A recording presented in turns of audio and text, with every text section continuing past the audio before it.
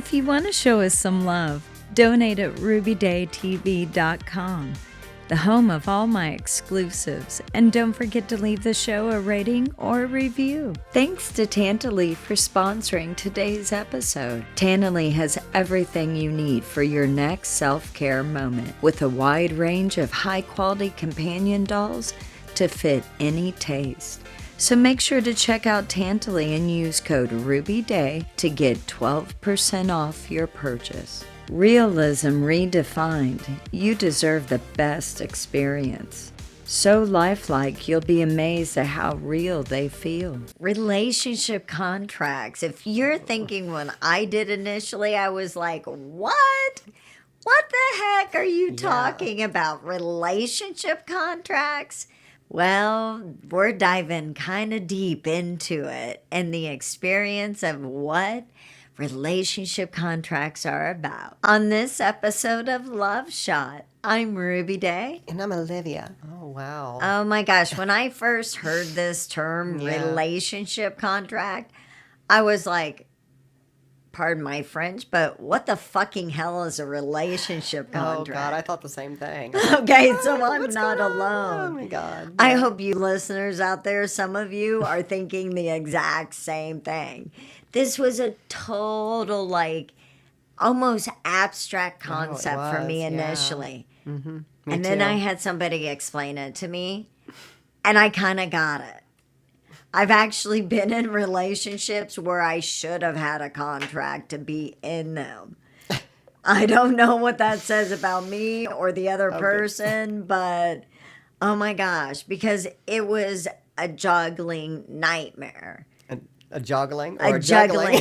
A juggling. It could be joggling, too. I feel like it's joggling. I love that word. It's like I'm running back and forth and juggling. You're jogging and juggling. I can't do that. I'm not that coordinated with hand-eye coordination. Oh, I figured it was one of those Ruby euphemisms. Well, it is a Ruby euphemism. Oh, first time I heard about these, I was shocked. That was like, why would people want that? Just to go give a little background. I've never done a relationship contract in a relationship, but I have. Neither have I. No, I have sat down with a partner and actually talked about the rules of engagement and what I expect. And we have those talks, and I do that with every relationship I have in the early stages of the relationship, so that we just kind of have a grounding for everybody knows, how are the rules of the engagement? How are we going to look at this relationship? And, and then as time goes on, if it gets closer or whatever, things change, or I do a check-in. I check in with my partner and see, because I think that's the other thing, relationship contracts may be great of basically helping people walk through that moment of walking through all those details of like how do we want to deal with intimacy, whether it's in public, whether it's in private, how do we want to deal with communication, how do we want to deal with finances, who's going to go on the date, who's going to pay, are we going Dutch, expectations that you have for the relationship in general. And it's not about just having dialogue with each other, because I've done that with every relationship I've been in. However, this is about literally writing down all of those points so it's really clear, really concise. And if someone strays or maybe forgets, it's a gentle way to bring that contract back out and say, hey, remember, we agreed to handle this situation this way, just as a reminder, because emotions can get going. And we can all get a little disoriented within it and stray. Yeah, I think the other thing is, though, too, I think it's kind of like an outline. It's an outline to make sure you cover all the bases, you know? And so if you kind of have that put together, and you can go out there on the internet now and you can download relationship agreements. There's tons and tons of the different styles to fit any type of relationship dynamic. Also includes, if this fits in your relationship dynamic, also includes stipulating the finances and how finances are going to be handled in the relationship as well. There's so much, like I said, there's outlines out there. You can even get one, and fill it out. Fill out your expectations, have them fill out theirs, and you can come together and then make a one that comes together like a hybrid version. But I think the other thing is which I highly I think recommend doing. Yes, I think it's important to definitely talk about all these key features with new partners, current partners, and continue to check in. And just because you have a relationship contract, whether you have it in writing or you don't, I think the key is you always do need to check in because these things can change. Yeah. People can change, and maybe they want something a little different. Maybe they want new arrangements. That and things. brings up an interesting point because I actually have friends that he and his wife, they have a year-long relationship contract, and every year they come back together and revisit it, see if anything needs to be adjusted, see if anything needs to change because life situations change, see how it needs to maybe renegotiated. And sometimes they don't mess with it at all. They come back once a year, they talk it over, they look it over, say, hey, does this still work for you?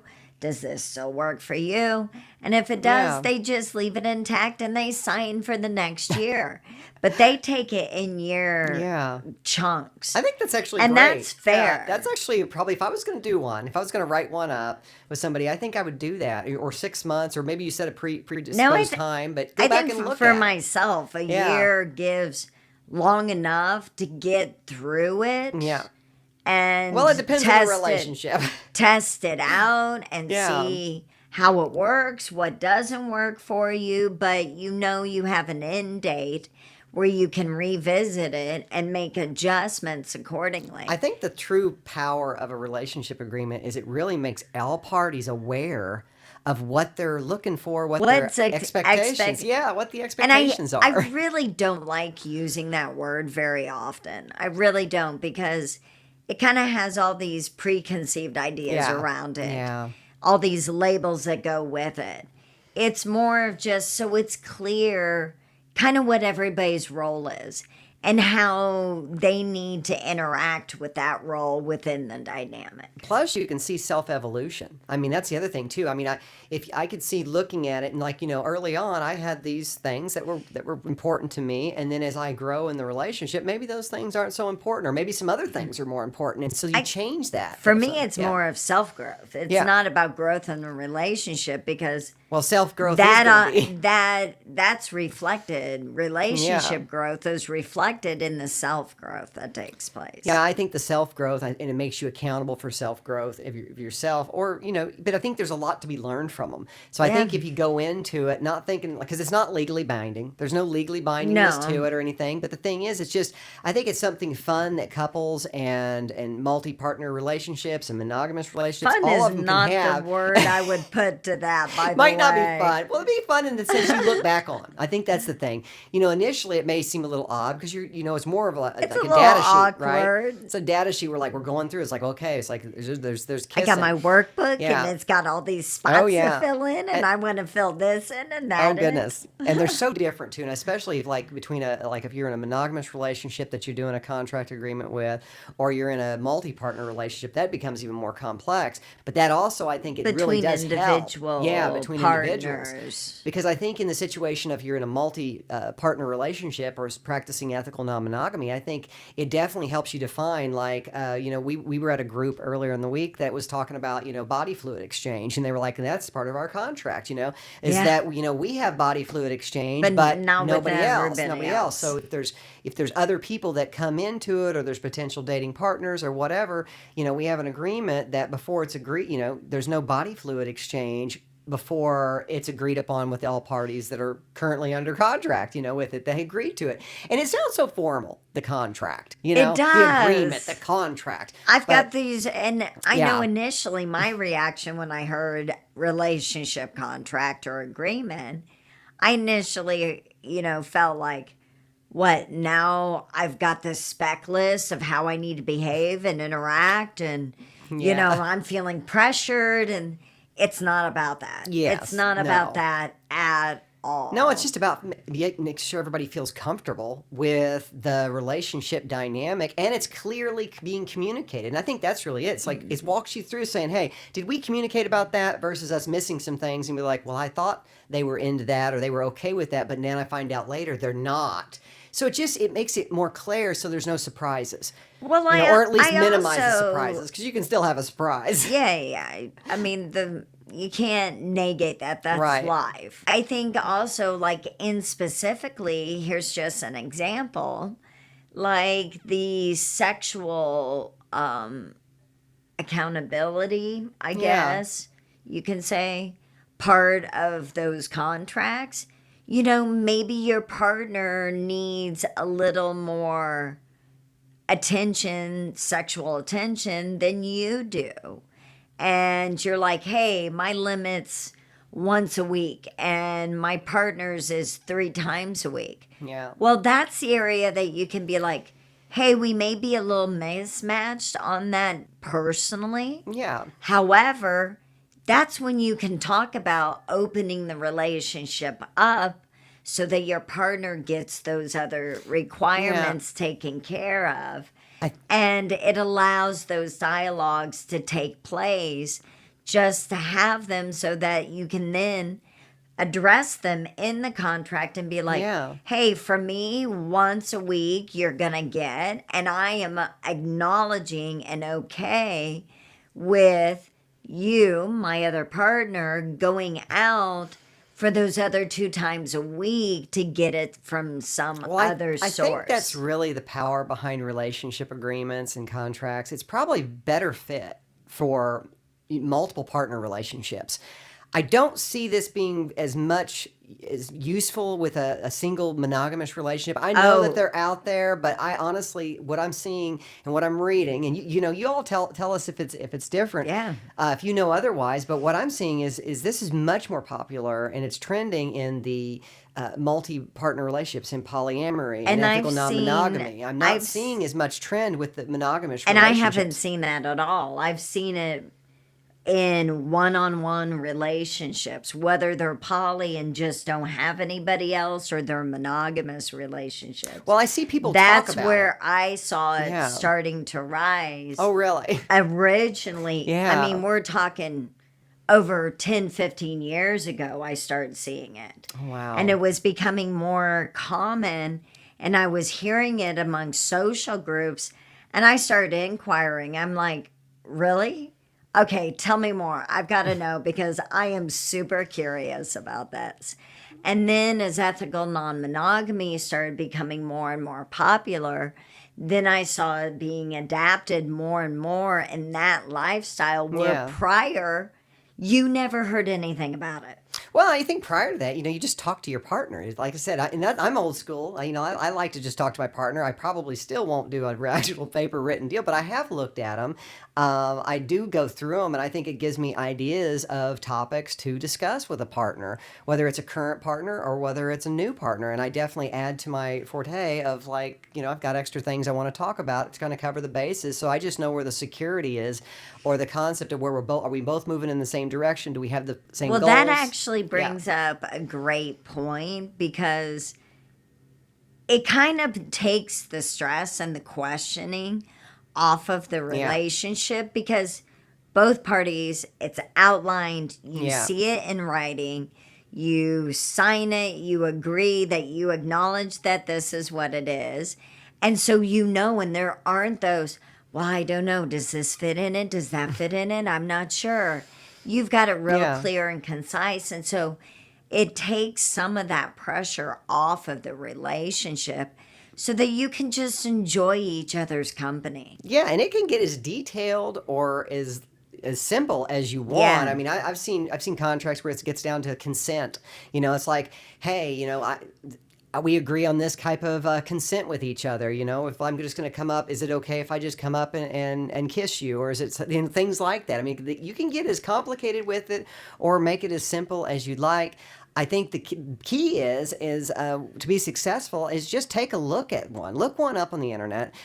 Take a look and give an idea. I think you should look at several, actually. Well, probably so. Kind of immerse yourself in the different types that are out there, because one may not resonate with you where another does. Oh, goodness. Yeah, and or maybe parts of one do and parts of another do.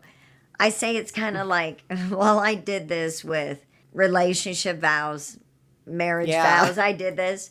I went out, I was writing them. I went out all over the internet, looked at so many different styles, and I pulled a little bit from each style because one style didn't fit me. And I'd highly recommend doing that with relationship contracts and agreements. And some of the key components is consent, communication, honesty, boundaries and rules, sexual etiquette, emotional connection, disclosure, time and attention, self-reflection, self-care. I thought those were some really great points, and they elaborated into them. But that's something you can elaborate too with your partners. Some answers of why create such an agreement. It's like it gives clarity and security in a relationship, mutual respect, problem solving. It allows you to work on a problem solving together, and that's something really really cool too. That as a relationship, that's whether it's starting off or whether it's already into it, you're just like, hey, let's work on a problem solve together. It definitely sparks dialogue and conversation, even if you don't know where to start in a relationship and how to start these conversations. Yeah. Going out and looking at these keys might be some of the points that you go, oh, well, that's great. At least it fuels thought processes, Yes. even if you don't actually do it. Yeah. But I'm not opposed in today's busy hustle bustle life to do a relationship agreement or contract. I've kind of got mixed emotions about it. Oh, I do too. But I think honestly, what I would do, I'm gonna read through it. I'm gonna have the outline for myself before I go on a date with a partner. Before I start wanting to have that talk with a partner or partners. And I think I'm just gonna kind of like a little crib sheet. Maybe even have it on my phone. Have it on my phone, look it over, and go. Okay, we're gonna have a meeting tonight, or we're gonna talk, and we're gonna talk about the relationship dynamics. And there's some key points I'd like to bring up. I don't necessarily need it in writing because I have a good memory. We talk about those things. And I do expect my partners, the things that I do communicate with my partners, I expect them to remember those things, because if they can't remember those things, and I'm not like a, real stringent on it, but there's like, the generality, you jog someone's memory. If they can't remember it or they're just totally clueless, then I probably need to be dating somebody else. That's at least I for don't me. know. I've had a lot of partners over my lifetime that are just a little space cadet because they have so much on their plate. Yeah. And I can't hold that against them. Oh, I get it. People have a yeah. lot that they deal with. Everybody's different. Yeah, and everybody's different. Not everybody is so much, but jogging their memory gently. Yes. Just reminding them. I found a lot of times my partners were like, oh, yeah. Yeah. I remember that. Yeah. Or, oh, thanks for reminding me. Yeah, well, I had a situation like that earlier in the year with a partner that, we had this agreement when we first met. First few dates, we sat down and we kind of talked out the agreement instead of writing it down. And then later down the road, 3 or 4 months down the road, something came up and I was like, we need to have a talk, and I want to jog your memory. And we sat down, and I reminded them of what we talked, and I kind of ran back through it. And they took them a moment, but they were like, oh, no, yeah, they're right. I said that. We agreed to that. And it got a little out of scope because something kind of happened that they forgot. And I think that can happen anyway. Even if you have the written agreement, it's not like you're sitting there reviewing it every day before you do anything. But, but by jogging their memory, they were like, okay, my bad. And they took that as a mental note to not happen again and move forward. So I think whether you're writing it down or whether you're having the discussion, I think having a relationship agreement is key. And I think the word agreement's a little bit less harsh than contract. Contract for me is just like, whoa. It's a It's a little too much, a trigger word for me. It's like I feel like I'm getting some legal defense here. Okay, whatever you want to call it. Agreement, Right. contract, whatever works for the dynamic. Absolutely. I'm really curious to hear from you listeners. Absolutely. What you think about relationship agreements and contracts. Have you done them? Do you think you would do them if you haven't? Tell us. Write us. Send us a comment. Yeah. Write a comment. I Right. want to hear what your perspective on this is. If you want to show us some love, donate at rubydaytv.com, the home of all my exclusives. And don't forget to leave the show a rating or a review.